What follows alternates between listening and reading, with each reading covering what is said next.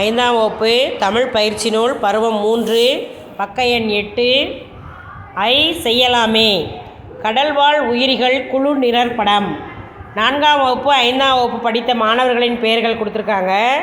அந்த பெயர்களை பார்த்துட்டு நீங்கள் கடல் பள்ளியில் 2 ஆண்டுகளும் படித்தவர்கள் யார் யார், 5ஆம் வகுப்பில் புதிதாக சேர்ந்தவர்கள் யார் யாருன்னு கண்டுபிடிக்கணும். அப்போது 4ஆம் வகுப்பில் இல்லாத மாணவர்கள் 5ஆம் வகுப்பில் இருந்தாங்கன்னா அவங்க தான் புதிதாக சேர்ந்த மாணவர்கள். 2 வருஷமும் படித்தவங்கன்னு சொன்னால் 2 வகுப்புலையுமே அவங்களுடைய பேர் இருந்துச்சுன்னா 2 வகுப்பிலும் படித்தவர்கள். இதை நீங்கள் படத்தை பார்த்து அதனுடைய பெயரை கண்டுபிடிச்சி அந்த 2 ஆண்டுகள் படித்த மாணவர்களையும் புதிதாக சேர்ந்த மாணவர்களையும் கண்டுபிடிக்கணும். இப்போ படங்களை பார்ப்போம் வாருங்கள்.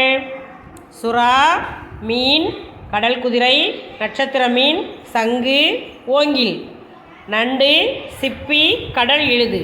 இவங்க 4ஆம் வகுப்பு படித்த மாணவர்கள். 5ஆம் வகுப்பு படித்த மாணவர்கள் சுறா, இறால், நண்டு, கடல் குதிரை, கடல் சிங்கம், ஓங்கில், ஆமை, திருக்கை மீன், சிப்பி, கடல் பசு. இப்போ நம்ம பார்த்தோன்னே நமக்கு தெரிஞ்சு போச்சு 2 வருஷமும் இங்கே படித்தவங்க யார் யாருன்னு பார்த்தா சுறா, கடல் குதிரை, ஓங்கில், சிப்பி, நண்டு. இதனுடைய படங்கள் 2 பக்கமே இருக்கும், கவனிங்க.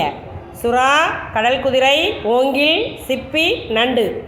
5ஆம் வகுப்பில் புதிதாக சேர்ந்தவர்கள் யார் அப்படின்னு கேட்டால் கடல் சிங்கம், கடல் பசு, இறால், திருக்கை மீன், ஆமை. 5ஆம் வகுப்பில் புதிதாக சேர்ந்தவர்கள் யார்? 5 பேர். கடல் சிங்கம், கடல் பசு, இறால், திருக்கை மீன், ஆமை. செய்யலாமே செய்து முடித்து விட்டோம்.